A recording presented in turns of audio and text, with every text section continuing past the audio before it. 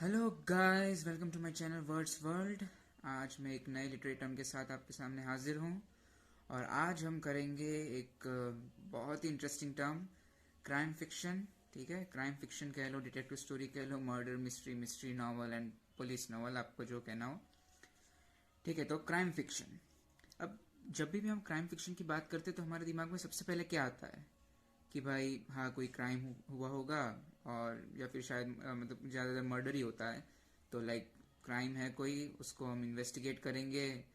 तो मतलब कैसे इन्वेस्टिगेट करता है कोई, मतलब कोई भी जो हमारा हीरो होता है, प्रोटेगनिस्ट होता है, वो कैसे इन्वेस्टिगेट करता है, उसके बारे में हम ज़्यादातर सोचते हैं जब भी हम सोचते हैं कि क्राइम फिक्शन में क्या होता होगा।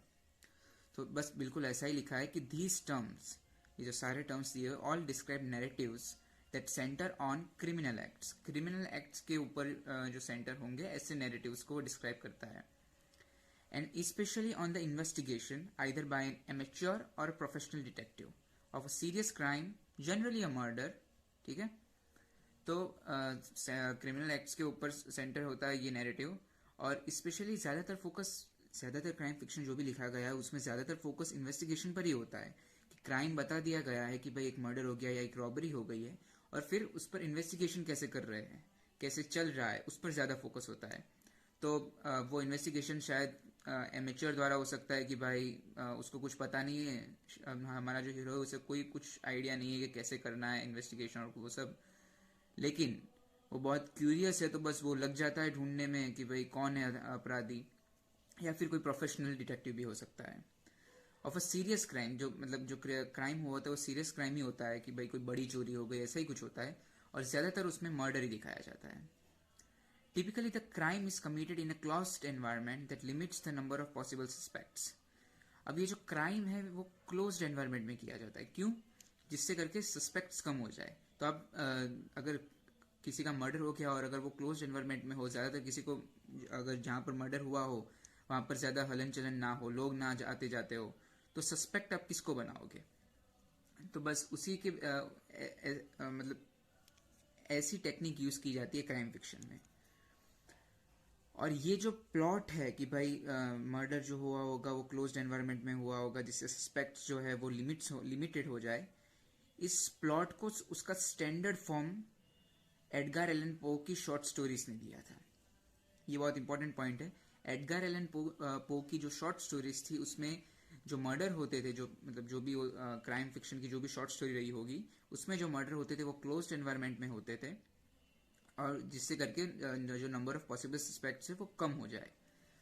तो जो स्टैंडर्ड फॉर्म था इस प्लॉट का, वो एडगर एलन पो ने दिया था। उसके एग्जाम्पल्स आप देख सकते हैं। Murders in the due morgue जो 1841 में लिखी गई, द पर्लॉइन लेटर जो 1845 में लिखी गई। और फिर बाकी तो फिर जो डिटेक्टिव फिक्शन आया वो तो लाइक सबको पता ही है। क्राइम फिक्शन जिस किसी को भी इंटरेस्ट रहा होगा शायद उसने कभी ना कभी इसके बारे में सुना ही होगा। And later by the most widely known of all detective fiction, the short stories and novels about Sherlock Holmes by Arthur Conan Doyle, published mainly in the 1890s. ठीक है, शर्लॉक होम्स के बारे में आप सबको पता ही होगा। ना पता हो तो आप आर्थर कॉनन डॉयल के बारे में मतलब उनके द्वारा लिखा गया है, तो उनके बारे में सर्च करेंगे तो उनकी बुक्स आ जाएगी। या फिर शायद आपको कोई ज़्यादा इंटरेस्ट ना हो तो आप उसकी शायद एक दो मूवीज़ भी बनी है या सीरीज़ भी है, तो आप उसे भी देख सकते हैं। ठीक है, अब ये तो हो गई 1890s और 80s की बात। ठीक है, अब 90s पर आ जाते हैं अपन। ना दो 1920s और 1930s का जो पीरियड था, वो ज़्यादातर डिटेक्टिव स्टोरीज उस पीरियड में 4 इंग्लिश वुमन द्वारा लिखी गई और वो डोमिनेट रही उस वक्त। उनकी जो स्टोरीज थी, जो 4 इंग्लिश वुमेन्स थी, वो काफ़ी डोमिनेंट रही, काफ़ी फेमस रही। उसमें से पहला है एगाथा क्रिस्टी। बहुत ही ब्रिलियंट ऑथर थी वो। उन्होंने 80 से भी ज़्यादा नॉवेल्स लिखे थे, author of more than 80 novels. और उनकी अगर आप नॉवेल्स पढ़ेंगे तो उसमें मोस्टली 2 डिटेक्टिव्स ज़्यादा यूज़ हुए हैं। एक तो बेल्जियन डिटेक्टिव हरक्यूल पॉयरॉट, जो अगर आपने शायद murder on the Orient Express पढ़ी हो तो उसमें ये प्रोटेगनिस्ट हैं हमारे। And of the dotty amateur investigator Miss Jane Marple. जैसा कि हमने ऊपर पढ़ा कि इन्वेस्टिगेशन शायद एमेच्योर द्वारा भी हो सकती है, जिसे शायद इन्वेस्टिगेशन के बारे में कुछ पता ना हो, लेकिन वो क्यूरियस है इसलिए वो कर रहा है। तो वैसा ही हमारे दूसरे प्रोटेगनिस्ट है मिस जेन मार्पल। तो वो दोनों को लिखने वाली, दोनों को बनाने वाली, दोनों कैरेक्टर्स को, वो थी अगाथा क्रिस्टी। फिर दूसरी थी डोरोथी सेयर्स, जो जिन्होंने लॉर्ड पीटर विम्से को बनाया था, कैरेक्टर को बनाया था, नजायो मार्श और मार्जरी एलिंगम।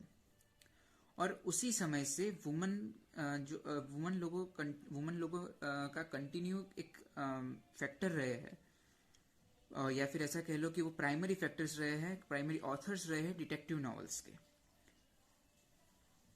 और उसके साथ साथ अमेरिकन वुमेन भी थे, जैसे कि Mary Roberts, Rinehart, Patricia Highsmith, British authors PD James and Ruth Rendell. ठीक है, तो जैसा कि आप देख सकते हैं क्राइम फिक्शन में वुमेन का भी काफी इंपॉर्टेंट रोल रहा है लिखने में। अब मजे की बात यहाँ पर दूसरी ये है कि अगर आप इनमें से किसी का भी कोई भी काम पढ़ोगे तो उसमें जो भी पहले के काम थे, फर्स्ट 2 डिकेड्स जो थी, जो 1920s और 1930s और वो जो सारे टाइम थे, वहां पर टिपिकल डिटेक्टिव स्टोरी क्या इन्वॉल्व करती थी कि भाई अपर क्लास में कोई क्राइम हुआ है, लोअर क्लास की बात नहीं थी, कि भाई well mannered upper class characters होते थे उसमें। और काफ़ी जो लोकेशन होती है जहाँ पर क्राइम हुआ है वो शायद वैसे बड़े लोकेशन होते हैं, जैसे कंट्री हाउस हो गया, बंगलो हो गया, विला हो गया। तो ऐसे अपर क्लास लोगों के बारे पर डिटेक्टिव स्टोरीज लिखी जाती थी। लेकिन हुआ यूं कि जो 1920s के जो मेल राइटर्स थे अमेरिका के, उन्होंने हार्ड बॉइल्ड डिटेक्टिव स्टोरीज की शुरुआत की। अब वो क्या है? Hard boiled detective stories mean urban environments में लोकेट होती थी, and featuring violent actions in the pursuit of gangsters and other vicious criminals by a private eye। ठीक है, जिसमें मीन अर्बन एनवायरनमेंट होता था और उसमें वायलेंट एक्शंस होते थे। जैसे कि अगर आप इनके वर्क्स, अर्ली वर्क्स पढ़ेंगे तो वहाँ पर वायलेंट एक्शंस नहीं होगा, वहाँ पर ज़्यादा लॉजिकल रीजनिंग और उससे बस क्रिमिनल को ढूंढने की बात होगी। लेकिन यहाँ पर वायलेंट एक्शंस होते थे गैंगस्टर्स को पकड़ने के लिए और दूसरे क्रिमिनल्स को पकड़ने के लिए। तो उस समय की जो एग्जांपल है वो है रेमंड चैंडलर्स की फिलिप मार्लोव एंड डैशियल हैमेट्स की सैम स्पेड। और डिटेक्टिव स्टोरीज को ऐसा नहीं है कि उस डिटेक्टिव स्टोरीज को क्रिटिकल डिबेट्स में इंक्लूड नहीं किया गया है, उनको क्रिटिकल राइटिंग्स में इंक्लूड नहीं किया गया, उनको भी इंक्लूड किया गया है, और काफ़ी बड़े लोगों के द्वारा, by a number of eminent literary figures. ठीक है, detective stories have been favoured recreational reading and the subject of critical writings by a number of eminent literary figures including T S. Eliot, W.H. Auden and Jacques Barzun. ठीक है, काफ़ी बड़े लोगों के द्वारा detective stories को भी एक एमिनेंट पोजीशन दिया गया है, उसको क्रिटिकल डिबेट्स, क्रिटिकल राइटिंग्स में शामिल किया गया है। ठीक है, तो आज के लिए बस इतना ही। अगले वीडियो में हम मिस्ट्री नॉवेल्स और थ्रिलर के बारे में पढ़ेंगे। Thank you. और अगर आपको वीडियो पसंद आई हो, ना पसंद आई हो, तो प्लीज़ अपना कमेंट या लाइक या डिसलाइक करके ज़रूर जाइएगा, और फिर मिलते हैं अगले वीडियो में।